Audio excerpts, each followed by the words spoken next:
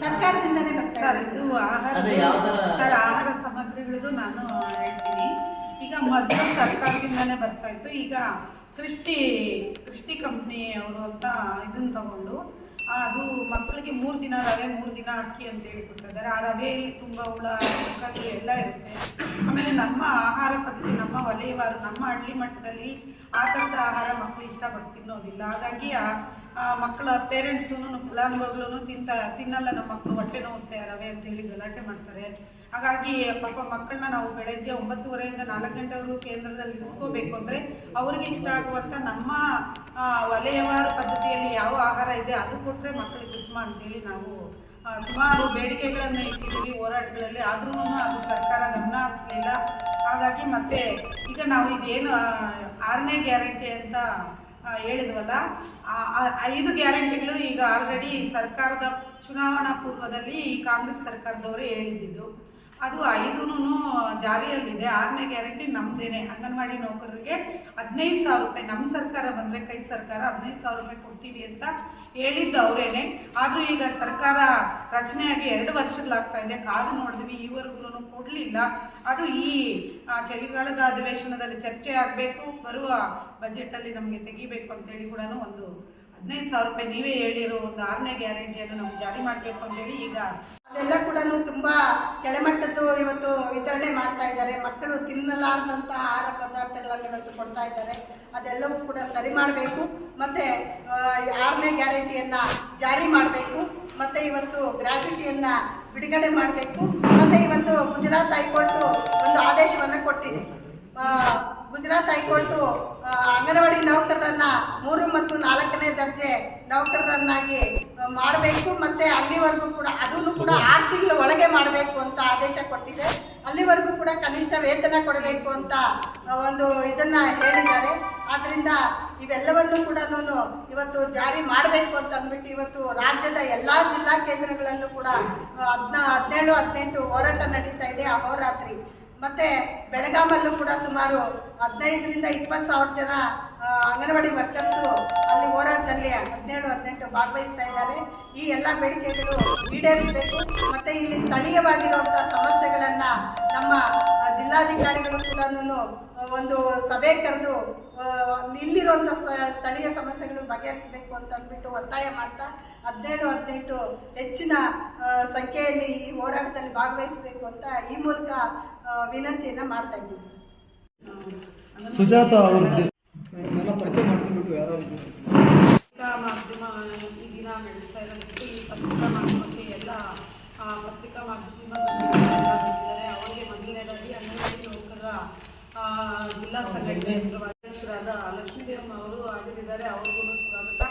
ಎಲ್ಲ ತಾಲೂಕು ಅಧ್ಯಕ್ಷ ಕಾರ್ಯದರ್ಶಿಗಳಿಗೂ ಸ್ವಾಗತ ಮಾಡ್ತಾ ಈ ಕಾರ್ಯಕ್ರಮದ ಏನು 17, 18 ಡಿಸೆಂಬರ್ ಚಳಿಗಾಲದ ಅಧಿವೇಶನ ಸಂದರ್ಭದಲ್ಲಿ ಬೆಳಗಾವಿ ಮತ್ತು ಎಲ್ಲ ಜಿಲ್ಲಾ ಕೇಂದ್ರಗಳಲ್ಲಿ ಅಹೋರಾತ್ರಿ ಪ್ರತಿಭಟನೆಯ ಮುಖ್ಯವಾದ ಬೇಡಿಕೆಗಳು ಏನೆಲ್ಲ ಇದೆ ಅಂತೇಳಿ ಈಗ ಈ ನಮ್ಮ ಚಿಕ್ಕಬಳ್ಳಾಪುರ ಜಿಲ್ಲೆಯ ಅಂಗನವಾಡಿ ನೌಕರರ ಜಿಲ್ಲಾಧ್ಯಕ್ಷರಾದ ಲಕ್ಷ್ಮೀದೇವಮ್ಮ ಈ ಬೇಡಿಕೆಗಳ ಬಗ್ಗೆ ವಿವರವಾಗಿ ತಿಳಿಸ್ಕೊಡ್ತಾರೆ.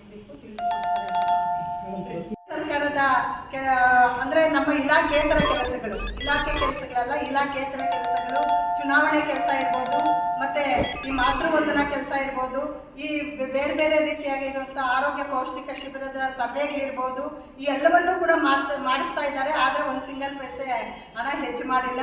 ಇವತ್ತು ಬಜೆಟಲ್ಲೂ ಕೂಡ ಪ್ರತಿ ವರ್ಷ ಕೂಡ ಕಡಿತ ಮಾಡ್ತಾ ಬಂದಿದ್ದಾರೆ. ಆದ್ದರಿಂದ ಇವತ್ತು 6 ತಿಂಗಳಾದರೂ ಮೊನ್ನೆ ಲಾಸ್ಟ್ ಮಂತ್ವರೆಗೂ ಕೂಡ ಬಜೆಟ್ ರಿಲೀಸೇ ಆಗಿರಲಿಲ್ಲ. 4 ತಿಂಗಳಿಂದ ಒಂದೇ ಒಂದು ಸಿಂಗಲ್ ಪೈಸೆ ಗೌರವಧನ ಇಲ್ಲದೆ ನಾವು ಕೆಲಸ ಮಾಡ್ತಾ ಇದ್ವಿ. ಇವತ್ತು ಗೌರವಧನದ ಒಟ್ಟಿಗೆ ಇವತ್ತು ನಾವೇ ಕೇಂದ್ರದಲ್ಲಿ ಬೇಕಾಗಿರುವಂಥ ಮೂಲಭೂತ ಸೌಲಭ್ಯಗಳು ಇರ್ಬೋದು, ಅಥವಾ ಮೊಟ್ಟೆ ಇರ್ಬೋದು, ಅಥವಾ ತರಕಾರಿ ಇರ್ಬೋದು, ಎಲ್ಲವನ್ನೂ ಕೂಡ ನಾವು ಕೈಯಿಂದಲೇ ಕೊಟ್ಟು ಮಾಡಬೇಕಾಗಿದೆ. ಇವತ್ತು ಬಾಡಿಗೆ ಹಣ ಕೂಡ 3 ತಿಂಗಳಿಗೂ ಅಥವಾ 6 ತಿಂಗಳಿಗೂ ಒಂದ್ಸಲ ಕೊಡ್ತಾರೆ. ಪ್ರತಿ ತಿಂಗಳು ಕೊಡಲಿಲ್ಲ ಅಂತಂದರೆ ಅವರು ನಾವೆತ್ತ ಆಚೆಗೆ ಹಾಕ್ತೀವಿ ಅಂತಾರೆ, ಅಂಗನವಾಡಿ ಸಾಮಾನುಗಳನ್ನು ಎತ್ತಿ ಆಚೆ ಹಾಕ್ತೀವಿ ಅಂತಾರೆ. ಇಂಥ ಸಂದರ್ಭದಲ್ಲಿ ಪ್ರತಿಯೊಂದು ನಾವು ಕೈಯಿಂದ ಬರ್ಸುವಂಥ ಪರಿಸ್ಥಿತಿ ಇದೆ. ಆ ನಿಟ್ಟಿನಲ್ಲಿ ಇವತ್ತು ಏನು ಸರ್ಕಾರ ಘೋಷಣೆ ಮಾಡಿತ್ತು 15,000 ಗ್ಯಾರಂಟಿ, 6ನೇ ಗ್ಯಾರಂಟಿ ಇವತ್ತು ರಿಲೀಸ್ ಮಾಡಬೇಕು. ಮತ್ತು ನಾವು ಗ್ರ್ಯಾಚ್ಯುಟಿ 2022 ಏಪ್ರಿಲ್ 25ನೇ ತಾರೀಕು ಸುಪ್ರೀಂ ಕೋರ್ಟ್ ಒಂದು ಆದೇಶ ಮಾಡಿತು ಗ್ರಾಜ್ಯುಟಿಯನ್ನು ಕೊಡಬೇಕು ಅಂತ.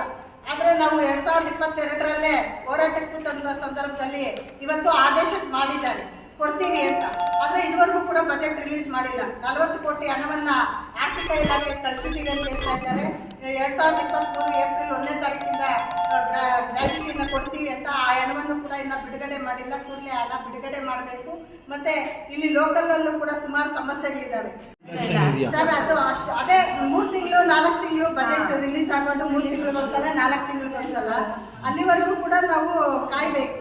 ಈಗ ಪ್ರತಿಯೊಂದು ಕೂಡ ಈಗ ನಾವು ಕೈಯಿಂದಾನೇ ಖರ್ಚು ಮಾಡಬೇಕಾಗಿರುವಂಥ ಪರಿಸ್ಥಿತಿ ಇದೆ. ಈಗ ಮೊಟ್ಟೆ ಹಣ ಕೂಡ 3 ತಿಂಗಳಿಗೊಂದ್ಸಲ 4 ತಿಂಗಳಿಗೊಂದ್ಸಲನೇ ರಿಲೀಸ್ ಮಾಡೋದು. ಇವತ್ತು ಮೊಟ್ಟೆ ಬೆಲೆ ಕೂಡ 7 ರೂಪಾಯಿ ಆಗಿದೆ. ಆದರೆ ಅವ್ರು ಕೊಡುವಂಥದ್ದು 6 ರೂಪಾಯಿ ಮಾತ್ರನೇ.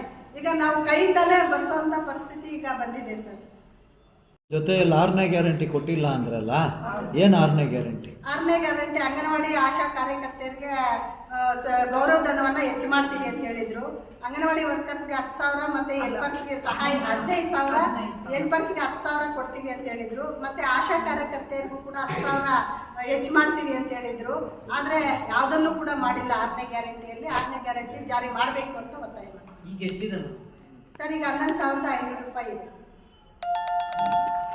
ಚಿಕ್ಕಬಳ್ಳಾಪುರ ಜಿಲ್ಲೆನಲ್ಲಿ ಎಷ್ಟು ಜನ ಭಾಗವಹಿಸ್ಬೋದು ಅಹೋರಾತ್ರಿ ಹೋರಾಟದಲ್ಲಿ? ಸರ್ 1,500ಗಿಂತ ಹೆಚ್ಚು ಬರ್ತದೆ. ಎಲ್ಲಿ ಮಾಡ್ತಿದ್ದೀರಾ ನೀವು? D C office. ಅಲ್ಲ, ಅವತ್ತೇನಾದರೂ ವ್ಯವಸ್ಥೆ ಇದು ರಾತ್ರಿ ಮಳೆ ಚಳಿ ಗಾಳಿ ಎಲ್ಲ ಇರುತ್ತಲ್ಲ, ಅದಕ್ಕೆಲ್ಲ ಏನಾದರೂ ವ್ಯವಸ್ಥೆ ಮಾಡಿಕೊಟ್ಟಿದ್ದಾರಾ ಸರ್ಕಾರ ಅಥವಾ ನೀವೇ ಮಾಡ್ಕೋಬೇಕು? ನೀವೇ ಮಾಡಿ ಸರ್. ಅದು ಆಹಾರಕ್ಕೆ ಸಂಬಂಧಪಟ್ಟಂಗೆ ಮೊದಲು ಜಿಲ್ಲಾಧಿಕಾರಿಗಳ ಅಧ್ಯಕ್ಷತೆಯಲ್ಲಿ ಆಯಾ ಜಿಲ್ಲೆಗೆ ಏನು ಸಂಬಂಧಪಟ್ಟದ ಆಹಾರ ಪದಾರ್ಥಗಳು ಅದನ್ನು ಕೊಡ್ತಾ ಇದ್ರು ಫೈನಲ್ ಮಾಡಿ. ಡಿ ಸಿ ಅವರೇ ಅದನ್ನು ಫೈನಲ್ ಮಾಡಿಕೊಡ್ತಿದ್ರು. ಆದರೆ ಈಗ ಇಡೀ ರಾಜ್ಯಕ್ಕೆ ಒಂದೇ ಥರದಾಗಿರುವಂಥ ಆಹಾರ ಪದಾರ್ಥಗಳನ್ನು ವಿತರಣೆ ಮಾಡ್ತಾ ಇದ್ದಾರೆ. ಇವತ್ತು ಒಂದೊಂದು ಕಡೆ ಒಂದೊಂದು ಥರ ಇರ್ತದೆ. ಇವತ್ತು ಹೈದರಾಬಾದ್ ಕರ್ನಾಟಕದ ಕಡೆ ಒಂಥರ ಆಹಾರ ಪದಾರ್ಥಗಳಿದೆ, ನಮ್ಮ ಕಡೆ ಒಂಥರ ಆಹಾರ ಪದಾರ್ಥಗಳಿದೆ. ಆ ಥರ ಕೋಸ್ಟಲ್ ಏರಿಯಾದಲ್ಲಿ ಬೇರೆ ಥರ ಇದೆ. ಆದರೆ ಇವತ್ತು ಇಡೀ ರಾಜ್ಯಕ್ಕೆ ಒಂದೇ ಥರದಾಗಿರುವಂಥ ಆಹಾರ ಪದಾರ್ಥಗಳು ವಿತರಣೆ ಆಗ್ತಾ ಇರೋದ್ರಿಂದ ಮಕ್ಕಳು ಇದನ್ನು ತುಂಬ ರಿಜೆಕ್ಟ್ ಮಾಡ್ತಿದ್ದಾರೆ, ವೇಸ್ಟ್ ಮಾಡ್ತಾ ಇದ್ದಾರೆ. ಅದರಿಂದ ಆಯಾ ಜಿಲ್ಲಾಧಿಕಾರಿಗಳ ಅಧ್ಯಕ್ಷತೆಯಲ್ಲೇ ಆಹಾರ ಪದಾರ್ಥಗಳು ಮೆನು ಫೈನಲ್ ಆಗಬೇಕು ಅನ್ನುವಂಥದ್ದು ನಮ್ಮ ಒತ್ತಾಯ. ಅಲ್ಲ, ಮಾನವೀಯತೆಯಿಂದ ನೀವು ಅವತ್ತಿನ ದಿವಸ 2 ದಿನ ರಾತ್ರಿ ಅಹೋರಾತ್ರಿ ಮಾಡ್ತಿರಲ್ಲ, ಅದಕ್ಕೆ ಅದರ ಊಟ ತಿಂಡಿ ವ್ಯವಸ್ಥೆ ಅಥವಾ ರಕ್ಷಣೆ ಮಳೆ ಗಾಳಿ ಚಳಿಯಿಂದ ಅದಕ್ಕೇನಾದರೂ ಯಾರಾನ ನಿಮಗೆ ಸಹಕಾರ ಕೊಟ್ಟಿದ್ದಾರಾ? ಅದೆಲ್ಲ ನೀವೇ ಮಾಡ್ಕೋಬೇಕಾ? ನೀವೇ ಮಾಡ್ಕೋಬೇಕು ಅಷ್ಟೇ ಅಲ್ವಾ?